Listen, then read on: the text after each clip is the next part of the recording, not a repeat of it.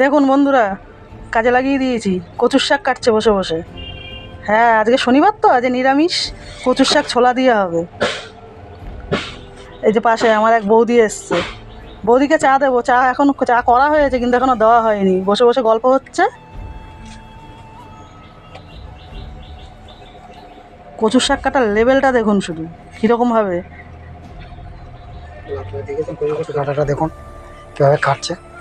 কাটতে কাটতে হাঁপিয়ে গেছে, কাটতে কাটতে হাঁপিয়ে গেছে। আর কাটতে কাটতে দেখো না, দাঁত বেরিয়ে যাচ্ছে দেখুন। হ্যাঁ, কাটতে কাটতে হাঁপিয়ে গেছে।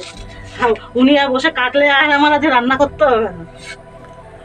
দেখুন এক গামলি কেটেছি, তা তো হচ্ছে না। এক গামলি কোনটুকুনি হয়ে যায় কচুর শাক? কচুর শাক কোনটুকুনি হয়ে যায় সেটা? ও এরকম করে ছাল ছাড়াতে হয়? আচ্ছা, দুই ঠ্যাং ধরে দুই দিকে টেনে। ও বাহ, ভালোই কচু কাটা আছে তো। না, মানতে হবে, আমার থেকে ভালোই কাটে। ঠিক, মানতেই হবে। মানতে হবে। ও বাবা, কি স্পিডে কাটছে! এত স্পিডে তো চারজনও কাটতে পারবে না। আবার ছাল কিরকম টেনে টেনে ছাড়াচ্ছে তো। ও বিশাল টেনে টেনে ছাড়াচ্ছে। ঠিক আছে, দেখুন এরপরে কি হচ্ছে। সব কিরকম করে করছে।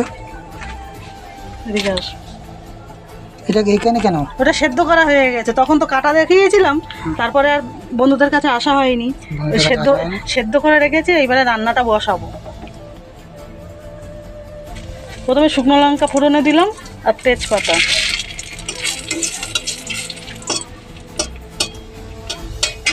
ঝাপঝাপ।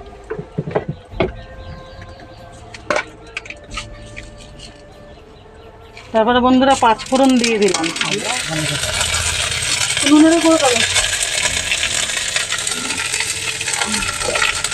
তারপরে বন্ধুরা আদা বাটা দিয়ে দিলাম।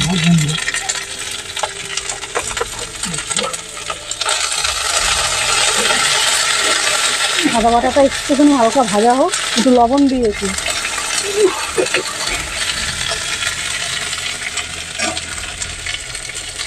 ছোলা কাটা দিয়ে দিই।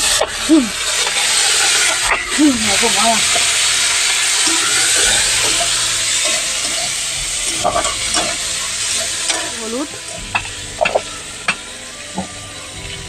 নুনটা আপনারা আপনাদের স্বাদ মতন দেবেন। আমি একবার একটুখানি দিয়েছি, সেদ্ধ করার সময় একটুখানি নুন দিয়েছিলাম।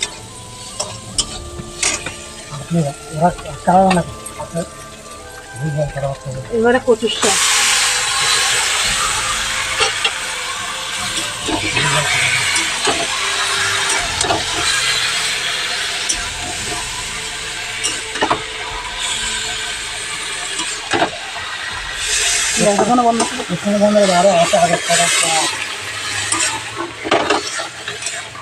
শাকটা মোটামুটি খাওয়ার মুখে এসে গেছে।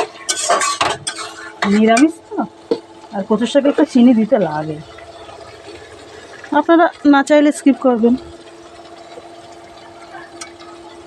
আমি একটু চিনি দিই, নিরামিষ আরও।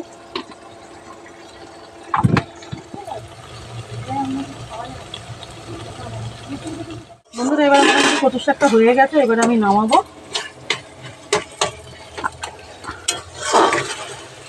আজ তাহলে এই পর্যন্ত, দেখা হবে। বন্ধুরা, আমার তো এটা একটা ছোট্ট চ্যানেল, শর্ট ভিডিও।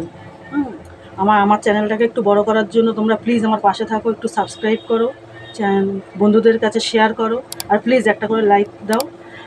আর যদি কোনো ভুল করে থাকি সেটাও কমেন্টে বলো। যদি তোমাদের কাছে কোনো কিছু ভালো লেগে থাকে সেটাও তোমরা কমেন্টে বলো।